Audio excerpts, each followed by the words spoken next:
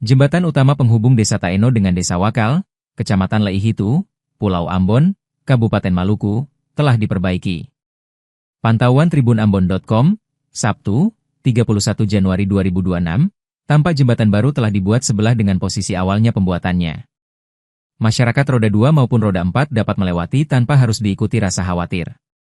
Hanya menggunakan kayu besi dengan penahannya pohon kelapa, jembatan ini menjadi akses utama masyarakat. Perbaikan ini disebut warga merupakan hasil dari swadaya masyarakat Wakal dengan melakukan open donasi secara online. Pekerjaan pembangunan dilakukan selama 3 bulan terhitung dari bulan Juni-Agustus 2025 lalu. Salah seorang warga Wakal, Samal, membenarkan perbaikan menggunakan dana swadaya masyarakat tersebut. Dengan adanya perbaikan ini jembatan ini, selain roda 2, supir roda 4 juga dapat melewatinya. Dari pembangunan hingga penyelesaian pekerjaan tak ada bantuan dari pemerintah. Dirinya berharap ada pembangunan jembatan yang representatif dan memberikan kenyamanan bagi masyarakat yang melewati akses tersebut. Sebagai informasi, jembatan penghubung sepanjang 20 meter ini ambruk pada bulan Juni 2025, saat cuaca dengan curah hujan yang tinggi mengguyur kota Ambon. Kondisi ini juga diperparah dengan tidak adanya lampu jalan pada area sekitar jembatan.